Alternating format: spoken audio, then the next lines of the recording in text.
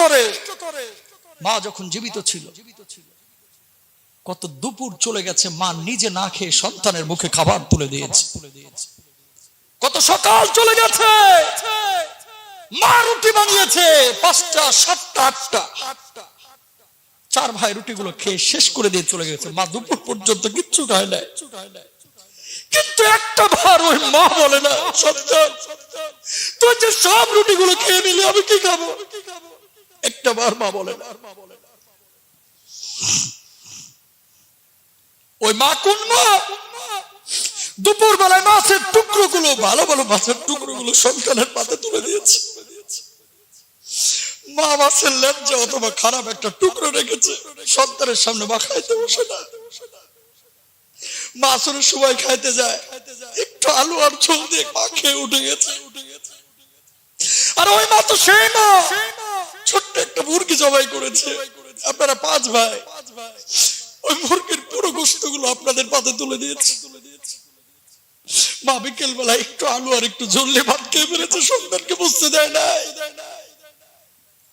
আর ওই মা তো সেই মা, পাশের বাড়ি থেকে একজন মহিলা কিছু পিঠা দিয়ে ফিরে পাঠিয়েছে।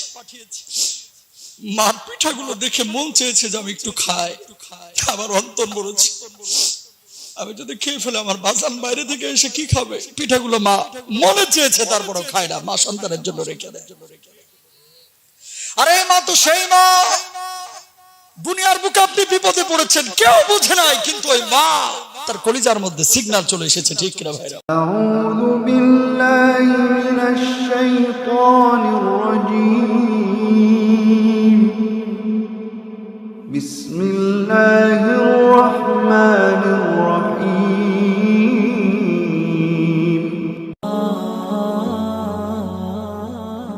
ফ্ল্যাটের মধ্যে মার জায়গা হয় না, কথা বলেন। ছোট্ট একটা পেটে মা জায়গা করে দেয়। সন্তান ঢাকা শহরে গিয়ে 2 তলা বিল্ডিং করে, মার জায়গা নাই। কয় বউয়ের স্ট্যাটাসের সঙ্গে মার স্ট্যাটাস যায় না। ওই হারামখোর, তুই যখন তোর মার পেটের মধ্যে ছিলি, কেন তুই বললি না মা তোমার স্ট্যাটাসের সঙ্গে আমার স্ট্যাটাস যায় না, আমার এখনই তুমি গর্ভপাত করে ফেলো? ঠিক কিনা ভাইরা আমার? তোর স্ট্যাটাস তখন কই ছিল? এই বাংলার জমিনের চিত্র কি জানেন? ঢাকা শহরে এক ভাই আছে, খুব হাই সোসাইটিতে বড় হয়েছে, এখন বড় শিল্পপতি, বড় পার্টি, বড় টাকাওয়ালা। গ্রামে থাকে 4 ভাই, এরকম আছে। ধাক্কা ধুক্কা বুড়া বুড়িরে ওই গ্রামেই খালি পাঠায়। 4 ভাইয়ের এই ধাক্কা ধুক্কা খালি চেঞ্জ হয়, সার্কেলের মধ্যে ঘুরতে থাকে। শহরের ডা নিতে চায় না, অনেকে এরকম আছে না নাই? বন্ধু বান্ধবকে রেস্টুরেন্টে নিয়ে যায়, 20,000 টাকা বিল দিতে কার্পণ্য করে না।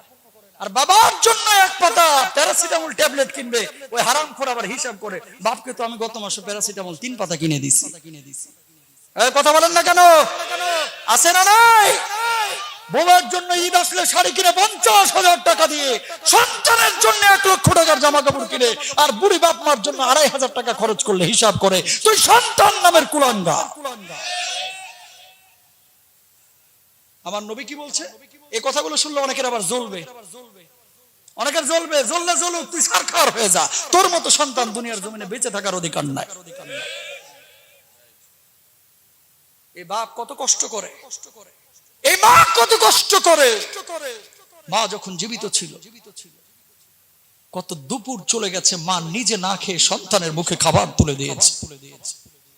কত সকাল চলে গেছে মা রুটি বানিয়েছে 5টা 7টা 8টা, 4 ভাই রুটিগুলো খেয়ে শেষ করে দিয়ে চলে গেছে। মা দুপুর পর্যন্ত কিচ্ছু খায় নাই, কিন্তু একটা বার ওই মা বলে না, সন্তান তুই যে সব রুটিগুলো খেয়ে নিলি আমি কি খাবো? একটা বার মা বলে না। ওই মা কোন মা? দুপুর বেলায় মাছের টুকরো গুলো, ভালো ভালো মাছের টুকরো গুলো সন্তানের পাতে তুলে দিয়েছে। মা মাছের ল্যাঞ্জা অথবা খারাপ একটা টুকরো রেখেছে, সন্তানের সামনে মা খাইতে বসে না। মা আসলে সবাই খাইতে যায়, একটু আলু আর ঝোল দিয়ে মা খেয়ে উঠে গেছে। আর ওই মা তো সেই মা, ছোট্ট একটা মুরগি জবাই করেছে। আপনারা 5 ভাই, ওই মুরগির পুরো গোশত গুলো আপনাদের পাতে তুলে দিয়েছে। মা বিকেল বেলা একটু আলু আর একটু ঝোলে ভাত খেয়ে ফেলেছে, সন্তানকে বুঝতে দেয় নাই। আর ওই মা তো সেই মা, পাশের বাড়ি থেকে একজন মহিলা কিছু পিঠা দিয়ে ফিরে পাঠিয়েছে। মার পিঠাগুলো দেখে মন চেয়েছে যে আমি একটু খাই, আমার অন্তর বলেছে আমি যদি খেয়ে ফেলে আমার বাজান বাইরে থেকে এসে কি খাবে। পিঠাগুলো মা মনে চেয়েছে, তারপরও খায় না, মা সন্তানের জন্য রেখে দেয়। আরে মা তো সেই মা, দুনিয়ার বুকে আপনি বিপদে পড়েছেন, কেউ বুঝে নাই, কিন্তু ওই মা তার কলিজার মধ্যে সিগন্যাল চলে এসেছে। ঠিক কিনা ভাইরা? সৌদি আরব থেকে এক ভাই আমার ফোন দেয়, প্রায় হুজুর কুমিল্লায় আমার বাড়ি, বুড়ি মাকে থুয়ে এসেছে, আমার বাপ নাই, ভাই নাই, বউ নাই, বোন নাই। বুড়ি মাটারে যে আমি থুয়ে আসলাম হুজুর, সব সময় মাটার জন্য আমার মনে কষ্ট লাগে, কিন্তু জীবিকার তাগিদে আমাকে আসতে হয়েছে। আমার মা আমার প্রতিদিন সকাল 9টায় ফোন দেয়, আমার মা আমাকে প্রতিদিন রাত 9টায় ফোন দেয়। আমি ফোনটা তুলে যখন দেখি আমার মার নাম্বারটা উঠছে, বিশ্বাস করেন হুজুর আমার কলিজায় তখন একটা শীতলতা অনুভব হয়। সুবহানাল্লাহ। হুজুর আমার মা কখনো 10টা 11টায় ফোন দেয় না। হঠাৎ একদিন আমি রাজমিস্ত্রির কাজ করি, আমি সিঁড়ি দিয়ে উঠতেছি, একটা ইটা আমার পায়ের উপরে পড়ে পা থেতলে গেছে, একটা আঙ্গুল নষ্ট হয়ে গেছে। হুজুর বিশ্বাস করেন মা কি জিনিস। আমার মা কখনো দিনের বেলায় ফোন দেয় না। যেমনি আমি আহত হলাম, আমার আঙ্গুলটা কাটার মতো উপক্রম হয়েছে, অমনি থেকে আমার মার ফোনে থেকে আমার ফোনে ফোন কল। আমি বললাম মা তুমি তো এই সময় কোনোদিন আমার ফোন দাও না, আজকে কেন ফোন দিলা? বলছে বাজান আমার মনটা ভালো লাগতেছে না, তোর যেন কি হয়েছে। আর এই মা তো সেই মা। আপনি যখন বিদেশ থেকে আসেন, বউ বলে যে স্বামী আমার জন্য এত বড় সোনা নিয়ে এস, এই জামা কাপড় নিয়ে এস। সন্তান বলে বাবা এতদিন তোমাকে দেখি না, আসার সময় আমার জন্য কিন্তু তুমি জামা কাপড় নিয়ে আসবা, খেলনা নিয়ে আসবা, চকলেট নিয়ে আসবা, 3-4 ধরনের। বুড়ি মাকে বাজান ফোন দিয়ে বলে মা আজকে 4 বছর হাড় ভাঙা পরিশ্রম করতে করতে শরীরটা আর শরীর নাই, লোহা হয়ে গেছে। মা সবাই তো সব কিছু চাইলো, আমি দেশে ফিরবো, মা তোমার কি আমার কাছে কোনো কিছু চাওয়ার নাই? মা বলে বাজার আমার শাড়ি লাগবে না, গহনা লাগবে না, চকলেট লাগবে না, তুই আমার সামনে আমার কলিজাটা ঠান্ডা হয়ে যাবে। এই মা জীবিত আছে, টের পাচ্ছেন না? মুরব্বীদেরকে জিজ্ঞাসা করেন, কত রাত হাওমাও করে কান্নাকাটি করে মার জন্য, বাবার জন্য। 10 বছর 11 বছর হয়ে গেছে, বাপ মা কবর থেকে আর উঠে আসে না। বালিশ কামড়ে কত রাত নির্ঘুম কাটিয়ে দেয় সে মানুষগুলো। মাকে মনে চায়, মা যখন জীবিত ছিল মার ওষুধ কিনে দিতে পারি নাই, মা যখন জীবিত ছিল মাকে একটু ভালো খাবার খাওয়াইতে পারি নাই। আজকে পকেট ভরা টাকা আসছে, কিন্তু মার কবর থেকে উঠে আসছে না, মার কবর থেকে উঠে আসছে না। এমন অনেক বাবা আছে পৃথিবীর বুকে, সন্তানকে অনেক কষ্ট করে বড় করেছে, রিক্সা চালিয়েছে, ভ্যান চালিয়েছে, অন্যের জমিনে কামলা দিয়েছে। ওই বাবার খেদমত সন্তান করতে পারে না। এক সময় সন্তান বড় শিল্পপতি হয়েছে, কিন্তু বাবা কবরে, তখন আর সুযোগ নাই। কথা বলেন না কেন? এগুলো অনুভব করেন। বাপ মা যদি ঘরের মধ্যে থাকে, মনে করবেন এটা নিয়ামত, এটা জান্নাতের অ্যাসেট। এটা আমার কথা না, আমার নবীর কথা। কি বলছেন আমার নবী? আমার নবী বলছেন হুমা জান্নাতুকা ওয়া নারুকাম। বাবা মা হচ্ছে তোমার জন্য জান্নাত, বাবা মা হচ্ছে তোমার জন্য জাহান্নাম। বাবা মাকে সন্তুষ্ট রাখবা, আল্লাহ রাব্বুল আলামিনের জান্নাতে চলে যাবা। আর বাবা মাকে অসন্তুষ্ট রাখবা, আল্লাহ রাব্বুল আলামিনের জাহান্নামে চলে যাবা। ঠিক কিনা? নামাজ যেমন আমার আল্লাহ রাব্বুল আলামিন ফরজ করেছেন, রোজা ফরজ করেছেন, হজ ফরজ করেছেন, যাকাত ফরজ করেছেন, তদ্রূপ ভাবে বাপ মার খেদমত করা আল্লাহ রাব্বুল আলামিন আপনার উপরে ফরজ করেছেন। ঠিক কিনা? আপনি নামাজ পড়তে পড়তে কপালটাই সিল মেরে দিয়েছেন, কালো সিল, কিন্তু বাপ মার সঙ্গে আপনি বেয়াদবি করেছেন, বাপ মার খেদমত করেন না, বাপ মা আপনার উপরে রাগান্বিত। ও ভাই, এই নামাজ আপনারে কখনো জান্নাতে নিতে পারে না। ঠিক কিনা? সুতরাং বাপ মার খেদমত করা দরকার আছে না নাই? আপনি জানেন এই যে শীতকাল, ফজরের ঠিক আগ মুহূর্তে সন্তানরা একেবারে খুব বলের মতো গোল হয়ে ল্যাপ কম্বল তোষকের নিচে শুয়ে থাকে, ঠিক কিনা? ওই সময় বাপকে কোনো শীত দমায় রাখতে পারে না। বাপ কিন্তু ঠিকই কাজে বের হয়ে যায়, বাবা কিন্তু জীবিকার জন্য ঠিকই শীত গরম কিচ্ছু মানে না, হাড় ভাঙা পরিশ্রম করে, নিজের রক্ত পানি পর্যন্ত করে ফেলায়। কত ঈদ চলে গেল, বাবা নিজে নতুন একটা জুতা কিনে না, কিন্তু সন্তানের জন্য নতুন জুতা ঋণ করে হলেও কিনে দেয়, ঠিক কিনে দেয়। কত ঈদ চলে গেল, বাবা নতুন জামা পরে না, কিন্তু সন্তানের জন্য নতুন জামার ব্যবস্থা করে দেয়। তুমি টের পাও না তোমার বাবা তোমার জন্য কি করছে?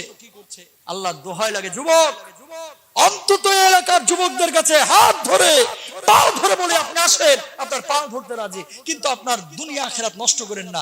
বাপ মার সঙ্গে বেয়াদবি করলে বাপ মার পা ধরে মাপ চান। কথা বলেন, কথা বলেন। এই মারা কোন মা 10 বছর মার সঙ্গে বেয়াদবি করেছেন, খালি যে পাটা ধরেন যে মা আমি তো ভুল করেছি, আমার মাফ করে দাও, হুজুরের ওয়াজ শুনেছি, মা আমি তো জান্নাতে যেতে পারবো না, আমার নামাজ কবুল হবে না, মা মাফ করে দাও। মা বলবে যা বাজান তুই তো কোনো ভুল করিস না, যা আমি তোরে মাফ করে দিলাম, ঠিক কিনা? মার হৃদয় হচ্ছে এরকম, মার মন হচ্ছে এরকম। বাপ মার খেদমত করেন। আর যুবকদেরকে বলি, এখন বাপ মা জীবিত আছে টের পাচ্ছ না, এই মুরব্বীদেরকে জিজ্ঞাসা করো। এক সময় টাকার অভাব নাই, বাড়ি গাড়ির অভাব নাই, দরজাটা খুলবা, বউ বাচ্চা আছে, কিন্তু মার কবরে নাই, মানে দুনিয়াতে নাই, মা কবরে চলে গেছে, আর ফিরে আসবে না, ঠিক কিনা? সুতরাং এখন আছে, খেদমত করো, খেদমত করার পরে মার সন্তুষ্টি অর্জন করো, বাবার সন্তুষ্টি অর্জন করো, আল্লাহ তোমার উপরে খুশি হয়ে যাবে, আল্লাহ তোমার জন্য জান্নাতের ফয়সালা করে দিবে। বলুন সুবহানাল্লাহ। আল্লাহ নবী বললেন খেদমত করো, আল্লাহ নবীকে সাহাবী বলছেন খেদমত করবো কার? বলছে তোর মা। আবার বলছে কার? বলছে তোমার মা। আবার বলছে কার? বলছে তোমার মা। এরপর বলছে এরপরে কার? বলছে তোমার বাবার। বলুন সুবহানাল্লাহ। শুনেন, ইসলামী শরিয়ার একটা মাসালা আপনাদেরকে বলে যায়, আমাদের আলেম উলামা রয়েছেন, উস্তাদ তুল্য, সবাই জানেন বিষয়টা। বাপ মা যদি মুশরিকাও হয়, কি মুশরিকা, বাপ মা যদি কাফেরাও হয়, বাপ যদি কাফের, মা যদি কাফেরা, মা যদি মুশরিক মুশরিকাও হয়, বাপ মার সঙ্গে খারাপ আচরণ করা জায়েজ নাই। প্রমাণ কি? আল্লাহ রাসূল সাল্লাল্লাহু আলাইহি ওয়াসাল্লামের সাহাবীর প্রসিদ্ধ ঘটনা। সাহাবী বললেন, ওগো আল্লাহর নবী, 7 বছর হয়ে গেছে ইসলাম কবুল করেছি, কিন্তু আমার মা ইসলাম কবুল করে নাই। আল্লাহর নবীকে বলছেন, আল্লাহর নবী, কিন্তু আমার মা এখনো মুশরিকা। আল্লাহর নবী বলছেন মার খেদমত তারপরে তুমি চালায় যাও। ওই সাহাবী বললেন, আল্লাহর নবী, মার খেদমত আমি করছি, 7 বছর হয়েছে ইসলাম কবুল করেছি, কখনো খেদমতে কার্পণ্য করি নাই, কিন্তু মা এখন শক্ত অবস্থানে চলে গেছে। 7 বছর পরে বলল, কেমন শক্ত অবস্থানে চলে গেছে? আল্লাহর নবীকে তখন সাহাবী বলছেন, আল্লাহর নবী, ওই মুশরিকা মা আমাকে এমন শর্ত জুড়ে দিয়েছে, তুই যদি মুহাম্মদ রাসূলুল্লাহ সাল্লাল্লাহু আলাইহি ওয়াসাল্লামের ওই দরবার যদি চেঞ্জ না করিস, পরিবর্তন যদি না করিস, আল্লাহর প্রতি ঈমান যদি বর্জন না করিস, আমি মা না খেয়ে মরে যাব, আর মদিনাবাসীকে আমি বলে যাব আমার সন্তান আমার খেদমত করে নাই, খাওন পরন দেয় নাই, এই জন্য মা আমি দুনিয়া থেকে বিদায় নিয়ে চলে যাচ্ছি, আমি আর মওত হবে, আর মদিনার মানুষগুলো তোর মুখে থুতু নিক্ষেপ করবে। বলুন নাউজুবিল্লাহ। ওগো আল্লাহর নবী, মার খেদমত করেছি এতদিন তো এমন কোন শর্ত দেয় নাই, আজ 7 বছর পরে যে শর্ত মা দিল, আমি এখন কি করব? আল্লাহর নবী তখন বললেন ওই লুকমানের আয়াত, ওয়া ইন জাহাদাকা লান তুশরিকা বিমা লাইসা লাকা বিহি ইলমুন ফালা তুতিহুমা ওয়া সাহিবহুমা ফিদ দুনিয়া মারুফা।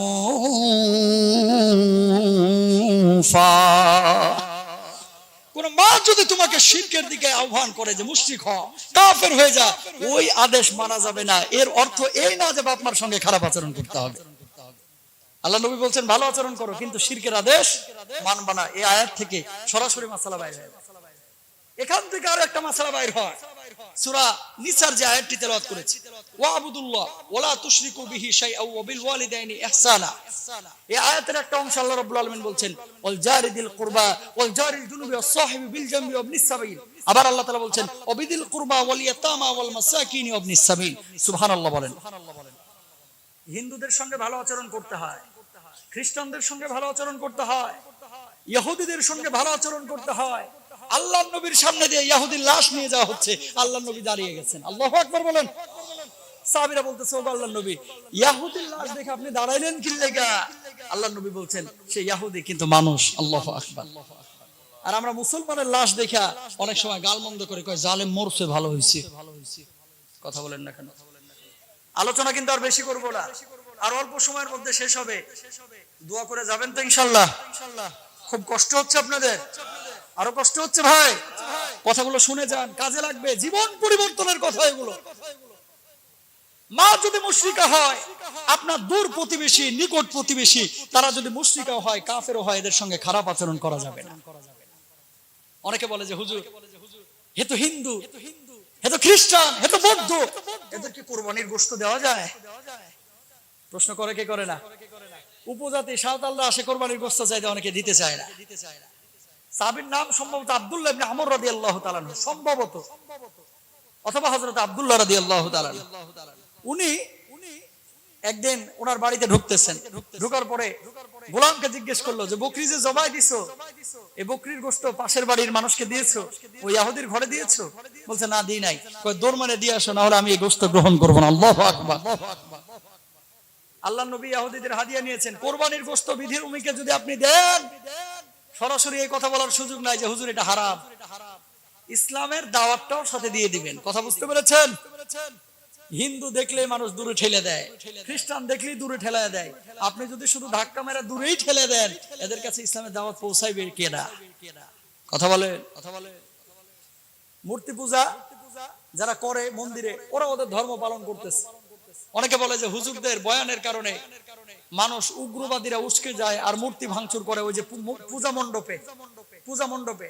এই বাংলার জমিনে হিন্দু মুসলিমরা যেভাবে ভাই ভাইয়ের মতো চলে, সারা পৃথিবীর বুকে কিন্তু এইভাবে কেউ চলে না। ঠিক কিনা? হাটাজারি মাদ্রাসার পাশে কিন্তু মন্দির আছে, হাটাজারি মাদ্রাসার পাশে মন্দির আছে। এই বাংলার জমিনে হিন্দু মুসলমানের সম্প্রীতি না থাকলে একটা মন্দির বাংলার জমিনে টিকতো না। ঠিক কিনা? আর আলেম ওলামারা তারা তো সেই আয়াত জানে, কি আল্লাহ রাব্বুল আলামিন বলছে, ওয়ালা তাসুবুল্লাযীনা ইয়াদউনা মিন দুনিল্লাহ ফায়াসুবুল্লাহা আদওয়াম বিগাইরি ইলম।